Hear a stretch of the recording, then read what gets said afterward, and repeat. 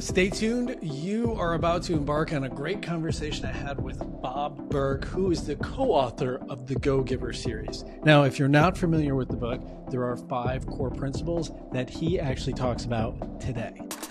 As always, I'm your host and referral partner out of San Francisco, Shawn Kunkler. Bob, I am so incredibly honored to have you here with me today. Thank you. Oh, thank you, Shawn. The honor is mine. It's wild. It's wild that you're sitting here in front of me. I have to say, your book that you co-authored, The GoGiver, it completely changed the trajectory of my business. I got into business probably about 8 years ago, and I swear, hand to God, it at that moment it pivoted my entire trajectory. So thank you. I owe a huge thank you to that. Thank you. Wow.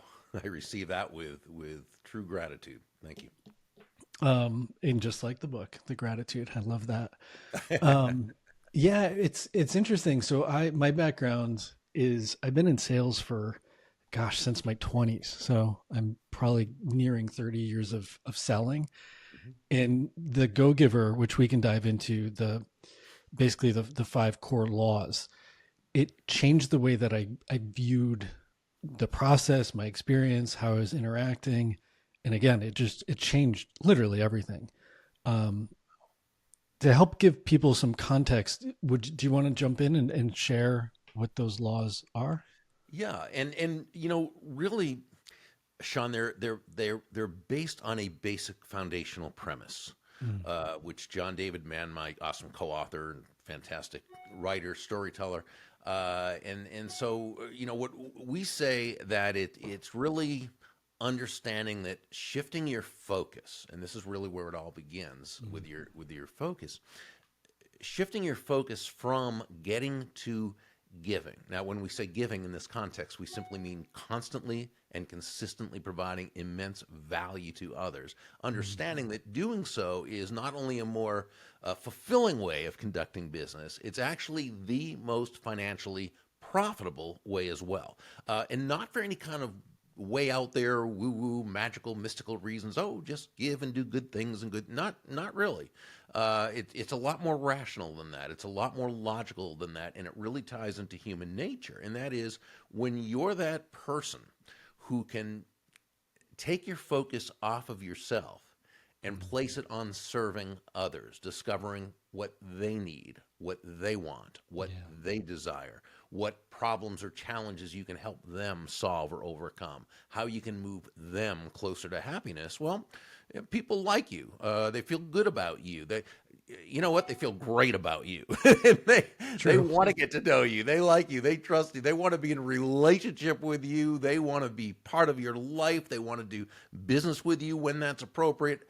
And they want to tell the world about you. They want to be your personal walking ambassador. So, that's where it begins. That's the premise. And then we do this through 5 laws, what we call the laws of stratospheric success, basic principles, nothing that John and I made up. I mean, these have been around since time immemorial, which is why they're principles. They're Sure. universal laws. And we just maybe name them, according to how we wanted to, but the laws themselves are the laws of value, compensation, influence, authenticity, and receptivity. And if you'd like, we can, go through the laws and talk about how that applies to today's realtor and work along that, whatever you'd like. Yeah, let's absolutely dive into the 5 laws a little bit deeper. And in addition to, if you can maybe share or unpack where you find most entrepreneurs get hung up. Sure. So law number 1 is the law of value. This says your true worth, in the business sense, of course, your true worth is determined by how much more you give in value than you take in payment. Now, when first hearing this, it sounds rather counterintuitive. Give more in value than I take in payment. I mean, that sounds all nicey nice and everything, but it also kind of sounds like a recipe for bankruptcy. Give more in value than I take in payment. So we simply have to understand the difference between price and value. Price is a dollar figure. It's a dollar amount. It's finite. It is what it is. Value, on the other hand, is the relative worth or desirability of a thing, of something, to the end user or beholder. What is it about this thing, this product, service, concept, idea, listing, what have you, that holds so much worth or value to a person that they will willingly exchange their money for it, for this value? Let's take the example, obviously, of a realtor, and let's say one who is receiving a listing from a client. Okay, you receive a fee for that, but what's the value that you're really exchanging for this? Well, obviously, you help them sell their home at a higher price in less time, with less hassle than they ever would be able to without your wisdom, your knowledge, your connections, your hard work. You're handling the staging and the advertising and the inspections and the negotiations and all those things. So by the time this home is sold, okay, the client has received much more in value than what they've paid. They feel great about it, but you also made a very healthy profit in your fee, which you should. In fact, in any free market-based exchange, and when I say free market, I simply mean no one's forced to do business with anyone else. They do so on their own volition. In any free market-based exchange, there should always be at least two profits: the client profits and in this case, the realtor profits, because each of them come away better off afterwards than they were beforehand. Well said. But you know what? Here's the thing. This happened because our realtor in this example was not focused on the fee. They were focused on the immense value that they would be providing. And this is why John David Mann and I say that money is simply an echo of value. Money is an echo of value. It's the thunder, if you will, to value's lightning, which means nothing more than the value must come first. That must be the focus, right? The value comes first. The money you receive is simply a natural result of the value you've provided. Oh, it's such a well said, and I love that visual of the thunder and lightning. That was John. Believe me, he comes up with all those. That's not me. He's the creative. I repeat them. He's the creative brain right there. That's a great relationship. So we go to law number 2, which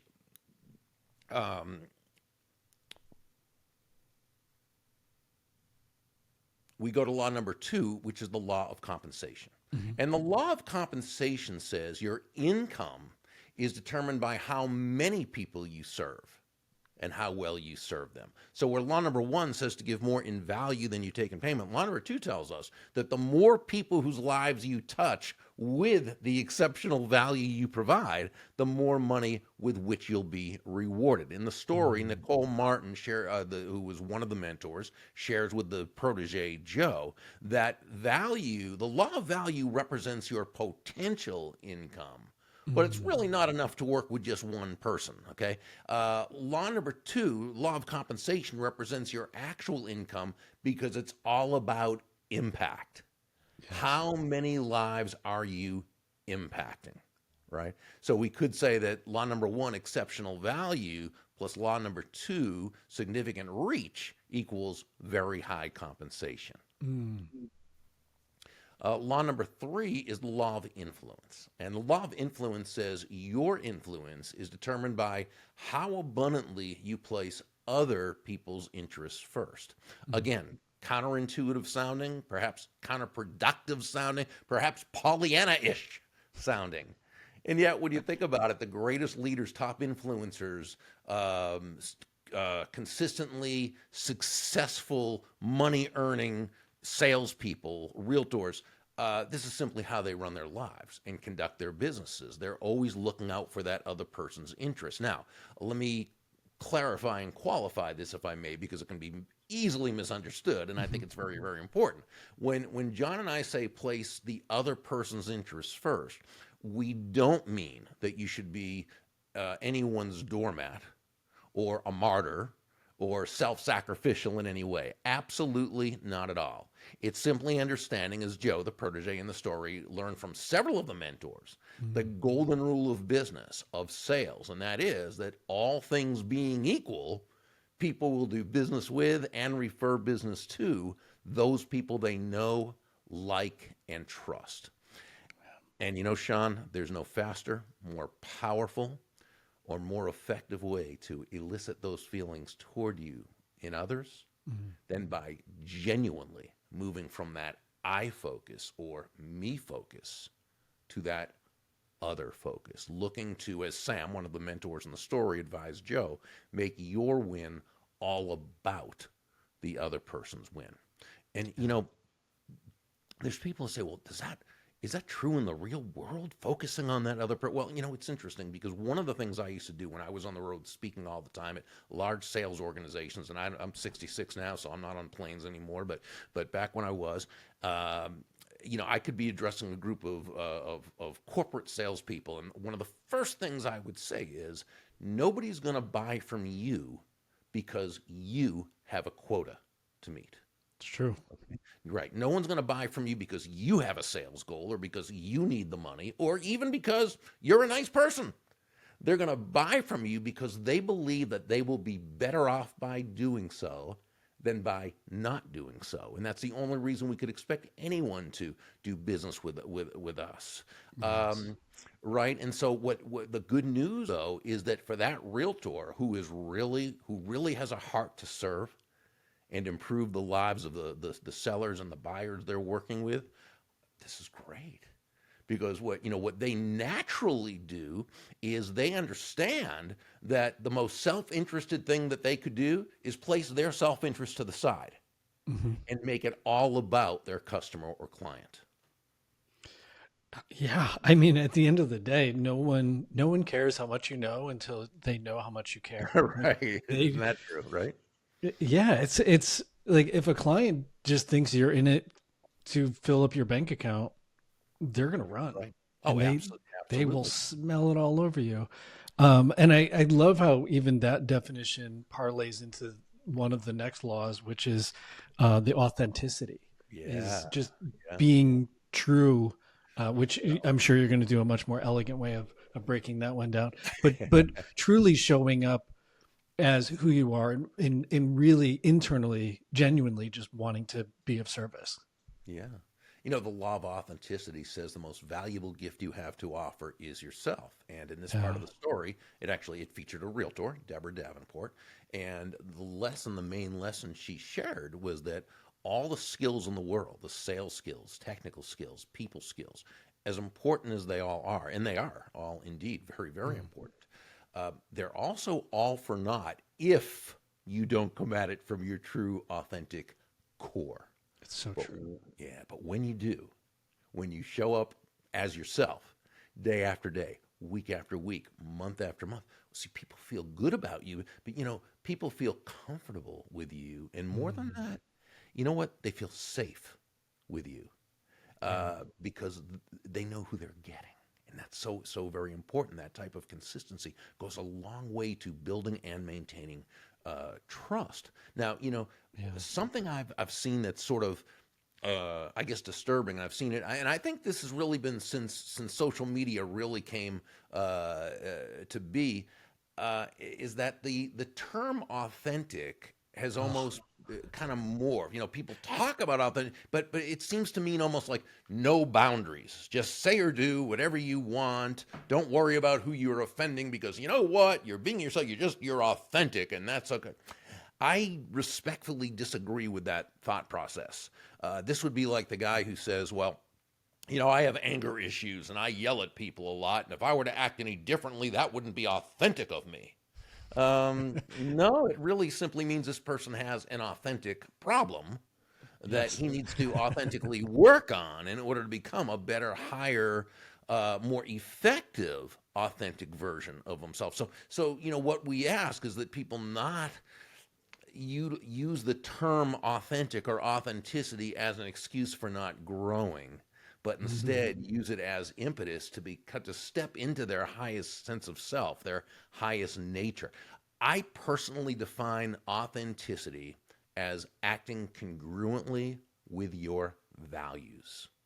Yeah. And I think if we do that, we're authentic. It has nothing to do with how you act or what you put on, and saying whatever you want to say and acting cruelly to people because that's how you feel at the moment. No, it's understanding what your personal values are and acting congruently with them. I love that you say that because it is one of those words that's gotten people have changed the definition over time, especially through social media. And they're like, oh, I'm just being authentic. And you're like, Being authentic, right? no, you're kind of just being a jerk, actually. Right, exactly. And but what's interesting to go back to the previous law where you said people have to know you, like you, and trust you. The thing that, like, when we think about the people who are closest to us, the things that we know tend to be multiple little things about them. We know about their trials and tribulations, we know about their wins, we know about their hobbies, and that's in context of business. When they know these little stories about you in these different categories, that's what really draws them in. And if they're the authentic story of not saying like, oh, I showed up and I'm awesome for this client, but if you tell the story of what you did to be of service, Sure. their definition that they label it is you were of service, and that's what they want you to be for them. And so I agree with your whole point of view with authenticity. It's changed, and I love that you've recapped it. And in the book, it goes into the story of that, which is really enjoyable. Well, you also brought up another point while you were saying that, and this is a profound point. If we go back to when we were talking about value, the relative worth or desirability of a thing, and by the very nature of the thing itself, it means that value is always in the eyes of the beholder. So it's not what we think is valuable about what we do or what we think they should think is valuable about what we do. It's what they feel. And when you were saying about relating to them in an authentic way as they, understand it. And that's the key. Yeah. And that's why it's always, while we need to be internally motivated, we need to be outwardly focused. It's always about them and how they understand it to be, because when it comes right down to it, they're the boss. I mean, they're the person we're serving, and they're the final decision maker. They're our employer at the end of the day. Yeah, they hire us and fire us, and that is the reality. It's interesting, and this was actually not far after I read the book, The GoGiver. Is I even subtly started changing the vocabulary we're using on the back end of the business. We don't say home sold. We say people helped, and it's those. Just even those little subtle shifts, it gets us more, to your point, congruent with our values as individuals on the team and of a company. And it's not about us. Like, I didn't win this negotiation. What we did was we helped a client close the gap between what the seller wanted or perceived and what the buyer wanted, and ultimately help the buyer the seller get to their end goal, not ours. Yeah. But it's what I love about these laws and the way that they're presented in the book is it wasn't, as you shared, you didn't create these laws or principles. They already existed, but they're put in a way where it's just enough to change the course of the ship, 1%, 1 degree, but the destination that you get to is a completely different place because of it. And I love that. It was just such a nice, and I'm highly encouraging people to read it if they haven't, or if you have read it, go back and read it again, because I think there's so many just good principles that you can change the way that you're looking at your marketing, your approach to clients, the way you set up for a presentation, how you're discussing the different aspects of it. You'll show up differently is what I've gotten out of it. Wow. Thank you. That means a lot to me. Yeah. It's one of those when a new agent comes to me and they're like, hey, I'm really eager, I'm getting started, what books do you recommend? It's like, here are 5 amazing books, and the GoGiver is always in. It's like, here, read this one first. Thank you. On a total side note, these entrepreneurs reached out to me and they're working on this some AI tools for real estate, and they were talking about all the things they wanted to build. And I said, I think you're on the right path, but I think you're a little off target. I said, do me a favor. I'd love to go back. Like, I'll set up another time to meet with you guys. We'll push it out, but first read the GoGiver, and then we'll circle back and meet. And then they came back and they're like, oh my God, we were thinking about this all wrong. We were thinking about what we wanted to build. Now we're thinking about what the problem is for the end user. Boy, And I'm like, that just makes me feel so great to hear that. That is terrific. Thank you. you're welcome. No, thank you. I mean, thanks for putting your work out there. I know that's not always it's not an easy process to sit down and get all these ideas out of your head and onto paper and out to the world. I digress. I would love to go into the next law. Yeah. Law number 5 is the law of receptivity. And the law of receptivity says the key to effective giving is to stay open to receiving. And this really means nothing more than understanding that, you breathe out, you also have to breathe in. It's not one or the other, it's both. You breathe out carbon dioxide, you breathe in oxygen. You breathe out, which is giving, you breathe in, which is receiving. Giving and receiving are not opposite concepts. Unfortunately, they're two sides of the very same coin. Unfortunately, though, the world around us, and from the time we're little kids going through school and watching TV shows and movies, we get a real, from the world around us, an anti-prosperity message, unfortunately. When it comes to money, wealth, when it comes to business, when it comes to prosperity and abundance, you'd almost think that those who make a lot of money did it on the backs of others or by taking advantage of others. And hey, let's face it, it's a big world. There's people who do things in a way that we certainly would not encourage. But no, if you're in a business where where no one is forced to do business with you, okay, there's only one way to be able to earn a very, very large income. And that's by providing immense value to the lives of many people, placing their interests first, being authentic about what you're doing, and then allowing yourself to receive. You know what, though? Those messages that we get from the world around us, those anti-prosperity messages, really get into a person's head and into their unconscious, so they don't even know that they're having these money issues. And so what happens is they can be out in the world doing great things, touching a lot of lives, adding great value. The money starts coming in, but now that unconscious mind says, wait a second, if you're making a lot of money, what does that say about you? Who did you have to take advantage of? Who did you step on? What are your friends going to think about you? Right? And that way people can sabotage their own success. They can sabotage their own prosperity, and we hear this from a lot of people. And so my suggestion is to really make a study of prosperity. There are people, we cover it, we cover it in the law of receptivity, we cover it on a surface level in the GoGiver, and that's fine. But there are people out there, Shawn, I mean, they write and they speak and they teach, and they're just wonderful on this. People like Randy Gage, people like the late Bob Proctor, people like Sharon Lecter and Lisa Peterson and Ellen Rogan and Ken Honda. There's just so many David Nagel, great teachers on this stuff. So subscribe to their blogs and then their videos and go to their seminars if you want to and so forth. And you'll notice that 99% of what they're teaching is just how to get past the blocks that keep you from embracing the prosperity that you've earned. And I think it's really that important. My pen just went crazy jotting all those names down. I've faced it in my own career.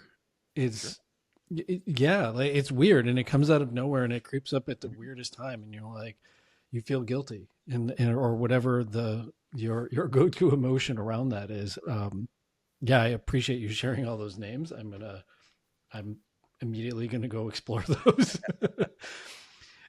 It's interesting. It was described to me as it's there's a Right. thermostat that's set in your head, and Hmm. once it hits that temperature, it just Yeah. shuts off, and it doesn't allow you to keep going, and it's just a very subconscious thing, but you can recalibrate that thermostat to go as high as you want Yes, it you can. to. Yeah, it's a great point. You can recalibrate it. Yes, you can. Difficult but doable. Hmm. Yeah, And that's, I mean, that's the nature of life and the beast. sure. Prior to, I'm curious about you as an individual. Prior to writing this, what was your career path before you turned author, or were you always an author? No, no. I began as a broadcaster actually. First doing radio sports, and then I was the news anchor for a very small ABC affiliate in the first reporter, and then news anchor for a very small ABC affiliate in the Midwestern United States. I wasn't particularly good at it. I mean, I could read the news, but I certainly wasn't a journalist, and it wasn't long before I knew that was not going to be my career path. Mm, So I like to say I graduated into sales, and I knew nothing about sales. Had no prior sales training. Didn't even know such a thing existed. And yeah. so, and the company I was working for apparently was in that same boat because their only sales training was go out and sell. Was I, I floundered for the first few months, and then one day I was in a bookstore looking for something. I didn't even know I was looking for sales books. This is 40 years ago, and back then it just unless you knew, I mean, you didn't know that things existed like that. That's I was true. looking No for something internet. that would help, yeah. And so I came across two books. Fortunately, one was by Zig Ziglar, the other was by Tom Hopkins, Two of uh, the best. two of the best, two of the icons, right, in the sales Yeah. space. And I got their books, and I like to say I never read them; I devoured them. And I would, every night after work, I'd be up into the wee hours of the morning just reading and highlighting and underlining and taking notes and practicing. And yeah, and within a few weeks, my sales actually began to go through the roof, which Wow. was really interesting to me. Yeah, because there wasn't a whole lot of difference in me as a person at that point from 3 weeks earlier, but I now had a methodology. I now had a system for Mm, succeeding. Now, I personally define a system as the process of predictably achieving a goal based on a logical and specific set of how to principles. The key being predictability. If it's been proven that by doing A, you'll get the desired results of B, then you know all you need to do is A and continue to do A, and eventually you'll get the desired results of B. mm. To me changed everything because now I knew if I could follow. So I started studying sales. I started getting back then it was cassette tape albums. You're too young to remember that. I think No, but no, it was I was that era. so, yeah. So and going to seminars and doing whatever I could. But here was the most important part of all, that it was suggested that aside from just learning the sales techniques and so forth, again important, but aside from that was just learning how to be a success inside, which meant Yeah. get all the really great books. The How to Win Friends and Influence People, The Magic of Thinking Big, The Think and Grow Rich, The Richest Man in Babylon, As Man Thinketh, Psycho-Cybernetics, all those, these great books that taught you how to build yourself inside. And I began to realize that success really is an inside job. You get it into that information, that knowledge, that wisdom into your head, and then into your heart, and you start applying. And now it's a whole new ball game, right? And so I just became fascinated with personal development, personal growth. And if Mm. anyone needed personal growth and personal development, it was me. And so this was perfect for me. So all of this was holistically sales. So, eventually with another company years later, I worked my way up to sales manager, started to be asked by people to share with them what was working with me. And eventually I started selling tapes for another speaker and then broke out on my own and yada, yada, yada. Here we are, many years later. And so that's really how that began. And my first book, which was Endless Referrals. The subtitle was Network Your Everyday Contacts into Sales. That came out in the mid 90s. That was written solely for utilitarian purposes, to position myself better as a speaker, which I'd now gone into full time. And so I really didn't want to write that first book. I just did it because I knew it would help position me as a speaker. I think after that, any books that I've written or co-written has been because I really wanted to get a message out there. That's brilliant. I loved the whole story. I love all of it. I kind of Forrest Gumped my way into sales as well. It's terrible the first few months, and then really quickly I'm like, I have to study sales. And Yeah. so same, I stumbled onto Zig Ziglar and all Mhm. the Brian Tracy's, and I Oh, Brian's studied. another one. Oh gosh, is that guy just Wisdom Incorporated? Oh my gosh. I feel like I've listened to his stuff so much that I say it and then I hear myself saying it in his voice. Yeah, exactly. He's brilliant. And then I did this similar thing. I went into me is I realized that if I wasn't congruent with all of this messaging, that I wasn't going to actually make the sales anyways. And Right. so I really went down that self-help path. Funny enough, when I got into real estate, I realized I didn't have the authority as because I didn't have the experiences, and so thus I wanted to create a different air, and then within that, I wanted something to actually be able to give to people when I met them. So I wrote the Insider's Guide to Home Buying, Ah, which that's a great idea. painstakingly wrote. I'm terrible. I'm probably the third worst writer in the world. But and I didn't want to do it, but it was the way that I viewed it, probably similar to you. I was like, this is a business card. Absolutely. Yeah. It's an elaborate Mhm. business card that actually provides value to Sure. somebody who consumes it, and then thus I win the opportunity to have the conversation to It potentially get the positions business. you as the expert, positions you as the authority. Absolutely. It's a great idea. Yeah, and it's again, it was all in that same vein of me struggling as I transitioned my life. I was in my 40s when I got into real estate, Mm, and so I'm starting this brand new endeavor. And I literally went back to school, and I mhm. took training. It was in the training that they recommended the GoGiver. Really? Um, Actually, I think it was part of the package when you join. I they Oh, give you a copy of the was that book. Ninja?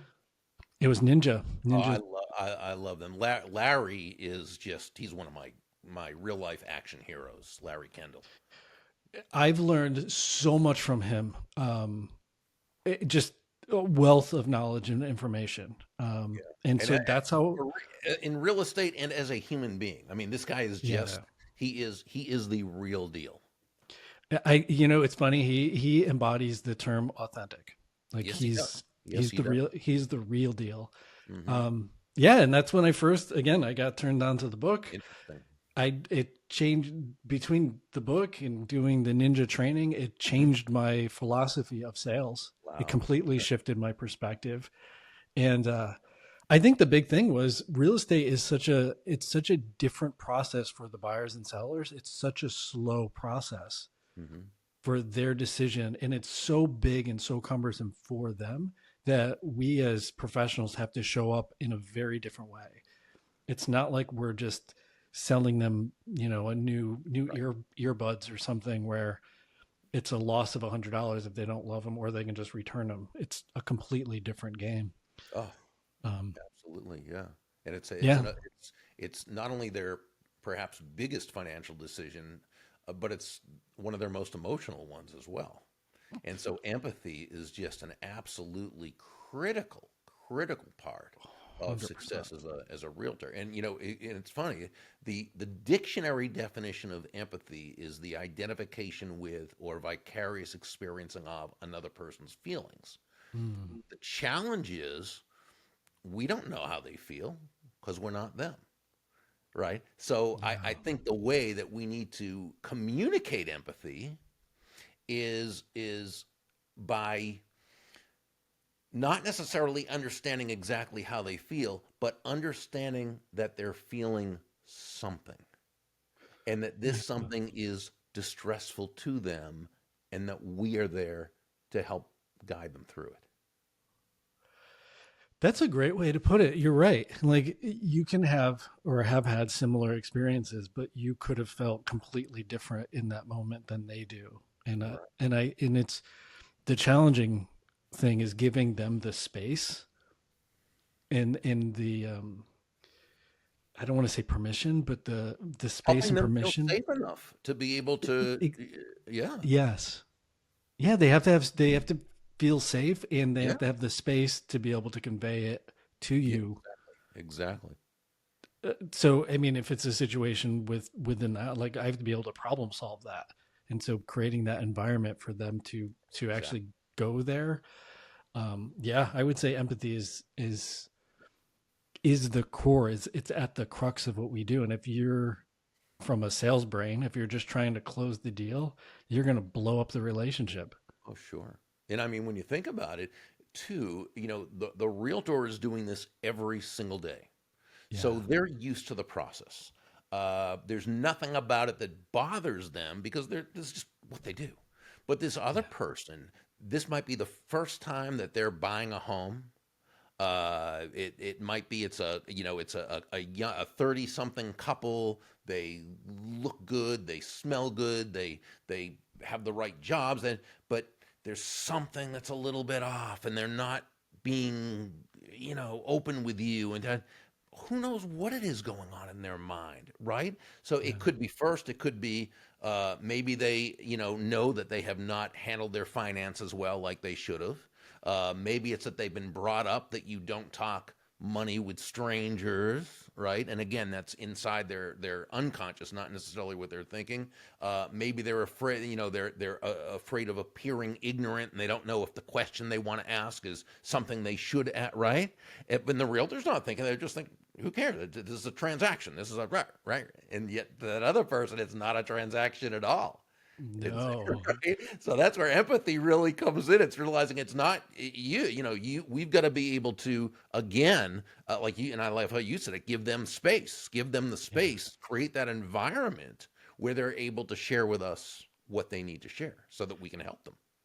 Man, you hit the nail on the head. I had a flash of a couple CEOs that I've worked with, and they won't tell you they don't know. Right? They just won't. They're not going to be perceived as weak. They won't even tip their cards. And so you have to present things as in a way to share it with them to get them up to speed without letting them know that they didn't know that thing. Exactly. Yeah, exactly.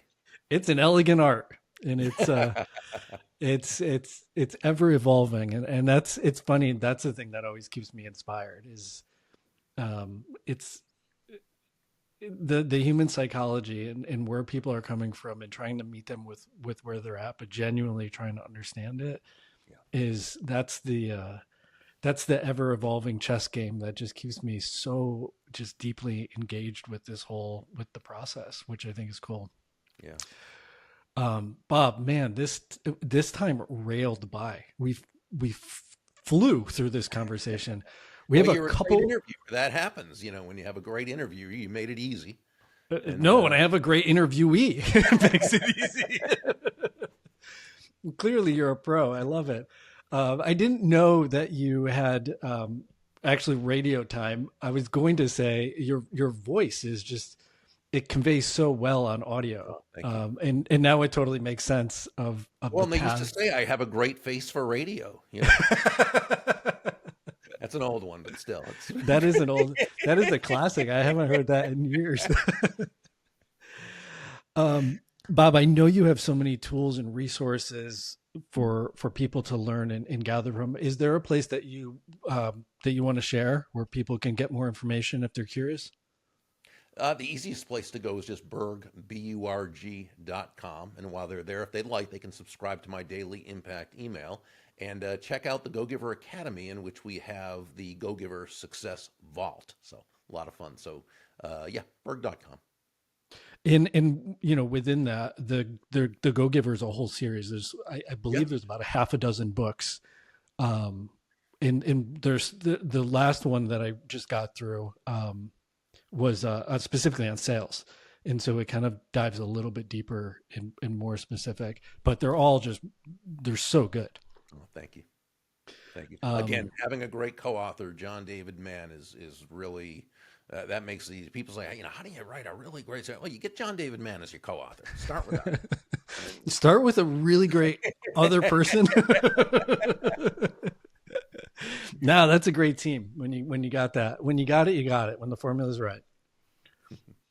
Bob, this was great. And again, I truly, genuinely appreciate your time. Oh, my absolute pleasure. Thanks for having me. Thank you. And that is a wrap.